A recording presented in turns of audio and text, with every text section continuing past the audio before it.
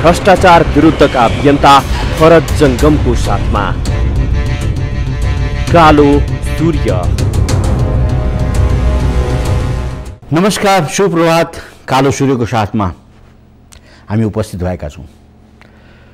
त हामी प्रत्येक दिन एउटा नयाँ विषय लिएर उपस्थित हुन्छौँ तपाईहरु सामु र त्यो विषयको टिप्पणी गर्छौँ, चर्चा गर्छौँ र तपाईको मस्तिष्कमा एउटा सोचनीय कार्य हामी छोड्दिन्छौँ र तपाईले सोचेर यसलाई निराकरण गर्ने कोसिस गर्नुहुन्छ भन्ने हामीलाई विश्वास छ। किनभने प्रत्येक नागरिकले यो वास्तवमा बुझ्नुपर्छ कि यो देशको समस्या हाम्रो समस्या हो, हामीले नै यसलाई निराकरण गर्नुपर्छ र हाम्रो समस्यालाई हामीले निराकरण गर्दा मात्र राम्रो हुन्छ भन्ने कुराको सोचको विकास हुनु पनि जरुरी भएको कारणले गर्दा हामीले बिहान सबेरै सूर्य उदयको साथसाथमा यो कालो सूर्यको चाहिँ कार्यक्रम लिएर आउँछौँ र यो कालो सूर्य सधैँ मतलब के भने तपाईलाई एउटा सकारात्मक विचार दिएर जान्छ र त्यो सकारात्मक विचारले तपाईलाई एउटा देशप्रतिको मोह र देशप्रतिको माया, जनताप्रतिको दायित्व बोध गराउँछ।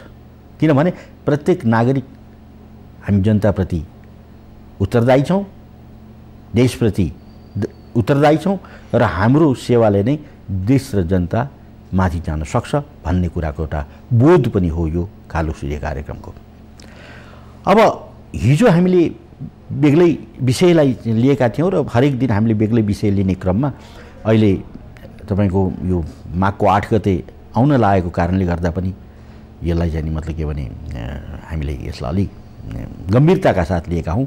त्यो के हो भने प्रधानमन्त्री सुशील कोइरालाले के भन्नुभयो, लेनदेन गरेर पनि हामी संविधान ल्याउँछौँ। कस्तो भाषा उहाँले प्रयोग गर्नुभयो त्यो चाहिँ नि बडो एउटा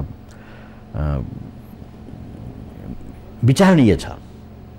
के लेनदेन गरेर उहाँले पैसा लेनदेन गर्ने हो कि सत्ताको लेनदेन गर्ने हो कि मन्त्रीको पदको लेनदेन गर्ने हो कि के लेनदेन, अथवा संविधानभित्र नै केही चाहिँ छोड्ने केही चाहिँ लिने कार्य गरेर चाहिँ आफ्नो कार्य सम्पन्न गर्ने हो। त्यो चाहिँ कुरो क्लियर भएन, कुरो स्पष्ट छैन।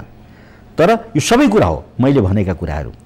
केही सत्तामा साझेदारी गरेर लेनदेन गरेर सहमतिमा जाने, केही मन्त्री पदको चाहिँ मतलब के भनेदेखि पदमा चाहिँ नि राम्रो मन्त्री पद विपक्षलाई दिएर उनलाई खुसी तुल्याउने, बा केही चाहिँ नि मतलब के भने ढुकुटीहरूका पैसाहरू उनका चाहिँ नि मतलब के भने आयोजनालाई बढी चाहिँ नि मतलब के निकासा गरेर लेनदेन गरेर चाहिँ मतलब के भने कार्य सम्पन्न गर्ने, बा संविधानभित्र नै जुन मतलब के भने बिन्दुमा गएर संविधान लेखन अड्केको छ त्यो बिन्दुलाई तलरमाथि गर्ने, त्यो चाहिँ नि प्रश्न छैन।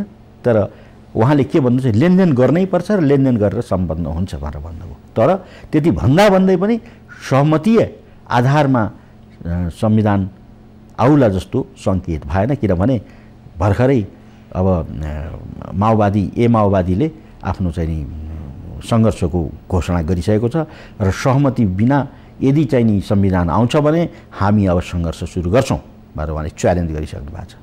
र अब यो बिचमा कस्तो किसिमको लेनदेन गर्ने हो, सङ्घीयताको लेनदेन गर्ने वा शासकीय स्वरूपको लेनदेन गर्ने, फेरि सङ्घीयतामा कसरी लेनदेन गर्ने, 4 लाई 8 बनाएर लेनदेन गर्ने हो कि 8 लाई 16 बनाएर चाहिँ मतलब के चित्त बुझ्ने हो कि उहाँलाई। ल त्यो जतिसुकै होस्, 4 बाट 8, 8 बाट 16। तर त्यसमा पनि अर्को एउटा के जटिल प्रश्न छ भने संघीयता के आधारमा खडा गर्ने, जातीय आधारमा वा भौगोलिक आधारमा वा राजनीतिक क्षेत्रीय आधारमा, यो फेरि अर्को प्रश्न छ। र त्यसैले यो कुरो मिल्ने कुरा छैन। अब विपक्षी दल भन्छ जातीय पहिचानको आवश्यकता छ, जातीय पहिचानको आवश्यकता छ भनेदेखि अब जुन जुन जातको चाहिँ मतलब के क्षेत्र छ त्यही क्षेत्रमा त्यो जात जानु पर्यो। जस्तै हिन्दुस्तानमा पाकिस्तान छुट्टी नखरी सारा हिन्दुस्तानमा भएका पाकिस्तानीहरू पाकिस्तानमा पठाउन त सकेन हिन्दुस्तानले, तर पाकिस्तानमा भएका हिन्दुस्तान जति सबै चाहिँ मतलब के भने हिन्दुस्तानमा पठाइयो। त्यो अवस्था सिर्जना हुन्छ। त्यो कुरो त्यो कुरा आज 60 वर्ष अगाडि जब चाहिँ हिन्दुस्तान पाकिस्तानको चाहिँ मतलब के भने वारले चाहिँ अथवा चाहिँ त्यो उसले चाहिँ तपाईँको चाहिँ हिन्दुस्तान र पाकिस्तानको विभाजनले चाहिँ जब पाठ सिकाइसकेका छ भने आज नेताहरू किन चाहिँ मतलब यो मतलब के भने कार्यलाई अझ बढावा दिएर अगाडि बढिरहेका छन् यो चाहिँ बुझ्न सकिएन। र हाम्रो यो यति सानो देश जहाँ 2,70,00,000 जनता छन् त्यो सानो देशमा कतिवटा चाहिँ मतलब राज्य विभाजन गर्ने भन्ने कुरा अचम्म छ। र यसरी राज्य विभाजन गरेर के बाँच्न सक्छ देश? राज्य मतलब के भने आफै चाहिँ स्ट्यान्ड गर्न सक्छ? त्यो प्रश्नको जवाब कुनै पनि मतलब के भने नेतासँग छैन। तर उफार्न चाहिँ खुब जाने छ। बुझ्यौ, तिमीहरूको राज्य हुनुपर्छ, तिमीहरूलाई शोषण गरेको छ फलानुले। यसरी चाहिँ मतलब के भने बहकाइदिने, साम्प्रदायिक चाहिँ मतलब के दङ्गा फैलाइदिने, जातीय चाहिँ मतलब के भेद देखाइदिने र आपसमा झगडा गराइदिने र आफू चाहिँ तर मारेर माथि सत्तामा बस्ने, यो राजनैतिक व्यक्तिहरूको जो चाल छ त्यही चालको कारणले गर्दा अहिले सहमति र प्रक्रिया भन्ने जुन दुई शब्दको चाहिँ अहिले व्याख्या भइरहेको छ त्योबाट संविधान बन्ने अवस्था छैन। कालो सूर्य। नेपालमा संविधान नबन्दा के हुने, बन्दा के हुने, हिजो संविधान भएको अवस्थामा के थियो र अर्को अब संविधान हुँदा के हुने भन्ने कुराको त कुनै किसिमको लेखा नै छैन। के भनिएको छ भने संविधान बनिसकेपछि स्विजरल्यान्ड हुन्छ। कहिले स्विजरल्यान्ड हुने? के कारणले? के विभाजन संघीयताको विभाजन गरेर स्विजरल्यान्ड हुन सक्छ? कदापि सक्दैन। के त शासकीय स्वरूपमा भने जस्तो मतलब के भने अहिले राजनीतिक पार्टीहरूले भनेको जस्तो चाहिँ शासकीय स्वरूप बदल्दैमा चाहिँ स्विजरल्यान्ड अथवा चाहिँ अमेरिका बन्न सक्छ? त्यो पनि हुँदैन। किनभने आखिर यो भूगोल त्यही हो, यहाँको वनस्पति यही हुन्, प्रकृति यही हो, उत्पादन कृषिको उत्पादन त्यही हो। अब तपाईँको आज 10 वर्षदेखि चाहिँ तपाईँको चाहिँ सबै इन्डस्ट्रीहरू मतलब बन्द छन्, नयाँ कुनै किसिमको उद्योग धन्दा खुलेको छैन, भएका चाहिँ मतलब के भने सम्पदाहरू विदेशको हातमा सुम्पिने काम जारी छ भने कहाँबाट मतलब के भने यो आर्थिक विकास गर्ने र अनि सम्पन्न बन्ने? यतातिर कसैको ध्यान छैन।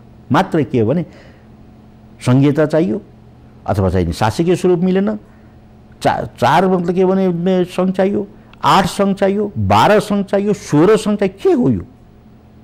हामीले त खै हामीले नबुझेको हो कि उहाँहरूले चाहिँ मतलब के भने हामीलाई बुझाउन नसकेको? मैले चाहिँ बुझिनँ। मेरो व्यक्तिगत रूपमा भन्नुहुन्छ नि, यो देशमा जुन दिन संघीयता खडा गरेर तपाईँ संविधान बनाउनुहुन्छ त्यो दिनदेखि तपाईँ चयनसँग तपाईँ आफै बाँच्न सक्नुहुन्न। यो पक्का हो। यो तपाईँलाई भने जसले संघीयताको आवश्यकता बोध गरेको छ। र होइन भने 2 करोड नेपाली हिमालदेखि पहाडसम्म, पहाडदेखि तराईसम्म एक भएर बसेका थिए। तराईको मान्छेले नि हामी नेपाली हौँ भनेर टोपी लगाएर बसेका छन्, हिमालको मान्छेले नि हामी नेपाली हौँ भनेर टोपी लगाएर बसेका छन्। विभेद छैन। पूर्व मेचीदेखि पश्चिम महाकालीसम्मका चाहिँ मतलब के भने हामी नेपालीको कुनै किसिमको चाहिँ नि आपसमा विभेद छैन। तर विभेद कहाँ छ भने राजनीतिक पार्टीहरूको नीतिमा विभेद छ, राजनीतिक पार्टीहरूको नेताको चाहिँ मतलब मनस्थितिमा विभेद छ, जसको कारणले गर्दा आज सम्पूर्ण नेपाली टुक्रा टुक्रा टुक्रा टुक्रा टुक्रा भएर बाँच्नुपर्ने अवस्था आएको छ। त्यसैले हामीले यसलाई चाहिँ मतलब के भने एकदम हामीले नै आफ्नो जिम्मा छ भनेर हामी अब घर घरबाट टोल टोलबाट हामी कुनै मतलब के संसदमा नभए पनि अथवा संविधान सभाको सदस्य नभए पनि हामीले के चाहिँ मतलब अब चाहिँ बुझ्नु पर्यो भने यो मतलब के राजनीतिक पार्टीका खिच्चा तानेले हामीलाई नयाँ संविधान दिन सक्दैन। र हामीलाई नयाँ संविधान दिने हो भने अब हामीले नै मतलब के भने पहल गर्नुपर्छ भन्ने हिसाबबाट यदि हामीले चाहिँ उठेर चाहिँ अब बोल्न थाल्यौँ भने केही होला। होइन भने मतलब के यिनीहरूले कहिले मतलब के भने धर्मनिरपेक्षको कुरा गरेर चाहिँ मतलब के भनेदेखि जनतालाई बहकाइरहेछन्, कहिले शासकीय स्वरूप चाहिँ मतलब कुरा ल्याएर चाहिँ बहकाइरहेछन्, कहिले गणतन्त्रको कुरा ल्याएर बहकाइरहेछन् भने कहिले संघीयताको कुरा ल्याएर बहकाइरहेछन्। र हामी बहकिरहेका छौँ र देश बहकिरहेको छ। आज 5-4 वर्ष चाहिँ मतलब के भने संसद बस्यो, पहिलो संविधान सभाको चुनावबाट आएको संसद 2065 सालमा मतलब के भने गठन भएको संविधान सभा 69 सालमा चाहिँ समापन भयो। एउटा अक्षर नलेखेर। हुनलाई त उहाँहरू के भन्नुहुन्छ 80% सक्यो। के 80% सक्यो बताउनुहोस् न हामीलाई? 80% सक्यो। तपाईँ अहिले भएको अन्तरिम संविधानमा चाहिँ तपाईँको 4वटा हरफ फेर्ने बित्तिकै नयाँ संविधान आउँछ। त्यो कुरो किन बुझ्न सक्नुहुन्न तपाईँहरू? हामी पनि कानुनका विद्यार्थी हौँ, हामीलाई पनि थाहा छ कसरी लेखिन्छ संविधान भन्ने कुरा। के संविधान भनेको कुरा के पहिले त तपाईँले हामीलाई बुझाउन सक्नु पर्यो। होइन भने संविधान भनेको देशको मूल कानुन हो जसमा यस्तो विवाद आउनु हुँदैन, यस्तो विभेद आउनु हुँदैन, सर्वसम्मत हुनुपर्छ, सबैले एउटै मत हुनुपर्छ कि प्रजातन्त्र चाहियो, प्रजातन्त्र कसरी स्थापना हुन्छ यो कुरा। दोस्रोको मतलब के भनेदेखि यो सानो मुलुकमा संहिताको आवश्यकता छैन। पूर्ण रूपले नेपाल एउटा राष्ट्र भएर सञ्चालन हुन सक्नुपर्छ, किनभने सङ्घले टुक्रा बनाउने सम्भावना हुन्छ। फेरि सङ्घमा अर्को एउटा कुरा के पनि छ भने आत्मनिर्णयको कुरा आउँछ। आत्मनिर्णयको कुरा आउँदाखेरि त्यो तपाईँको चाहिँ नि विखण्डित हुन सक्ने सम्भावना धेरै हुन्छ। त्यसकारण एकात्मक राज्य व्यवस्था नै नेपालको पहिलो आवश्यकता हो भन्ने कुरो बुझ्नु पर्यो। प्रजातन्त्र नै नेपालको लागि पहिलो आवश्यकता हो भन्ने कुरा बुझ्नु पर्यो। र शासकीय स्वरूपमा संसदीय अहिले प्रणाली नेपाल मात्र नभएर विश्वमै संसदीय प्रणाली चाहिँ लागू भएको हुनाले संसदीय प्रणाली चाहिँ मतलब के भन्छ सबभन्दा ठिक व्यवस्था हो भनेर चाहिँ अर्को राम्रो व्यवस्था नआएसम्म यसलाई ठिक भनि नै पर्छ। र यो यसले चाहिँ सबै मतलब के भन्छ जात जातिको सब क्षेत्रको भूगोलको प्रतिनिधित्व गरेर हुन्छ। त्यस कारण संसदीय व्यवस्था ठिक भन्ने बित्तिकै सिद्धिहाल्यो संविधान। कुन चाहिँ मतलब के भने महाभारतको लडाइँ छ जहाँ चाहिँ तपाईँको चाहिँ हरेक कुराहरू चाहिँ मतलब गर्नुपर्ने, तर गर्ने इच्छा छैन भने जे गरे पनि हुन्छ। भोलि तपाईँको केही सिप लागेन भने तपाईँले चाहिँ नि भोलि संसदका चाहिँ नि मतलब के भने संहिताको चाहिँ नि मतलब के चिराफारा गर्दाखेरि एउटा तपाईँको खोलाको लागि तपाईँहरू चाहिँ मतलब मर्नुहुन्छ र त्यो चाहिँ नि संहिताको चाहिँ नि सीमा कायम हुन सक्दैन, यो पक्का हो। किनभने खोला नै अहिले स्रोत हो, मतलब के अरे खानी चाहिँ मतलब के भने नै मतलब के भने राज्यको सबभन्दा ठुलो सम्पदा हुन सक्ने सम्भावना छ।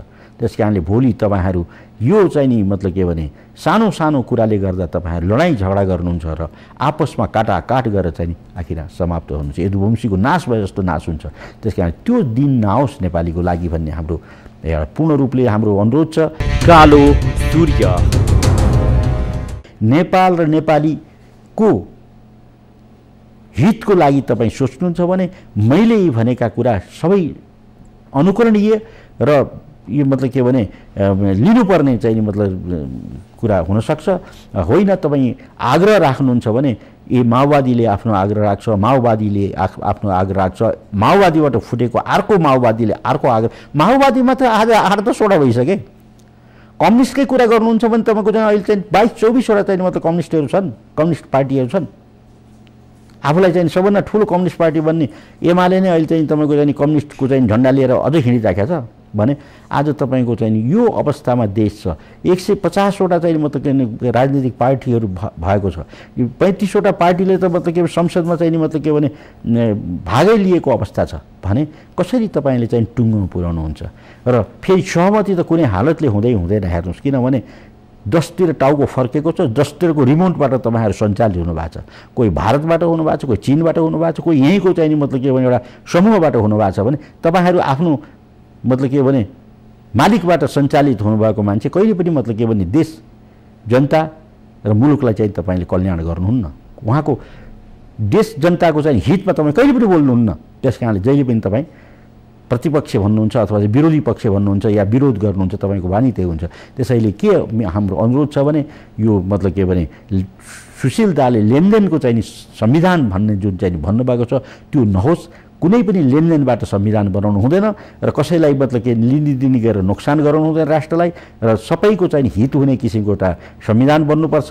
र यो चाहिँ मतलब बनायो मात्र मतलब के भने देशले उँभो लाग्छ र हामी एउटा घरमा बसेका एउटा विचारशील मान्छे अथवा चाहिँ मतलब के भने जिम्मेवार व्यक्ति वा पढे लेखेका मान्छेले नै अब यसलाई बहसको विषय ल्याएर अब तपाईँहरू हामी पनि यसमा बोल्न पर्यो भन्ने चाहिँ मेरो अनुरोध हो र आग्रह हो। यति भन्दै आज समयले पनि हामीलाई बिदा दिएको छ। यति भन्दै हामी फेरि भोलि अर्को विषय लिएर उपस्थित हुनेछौँ। आजलाई बिदा चाहन्छौँ। नमस्कार, सुप्रभात। आज तपाईँको दिन राम्रो होस्। नमस्कार।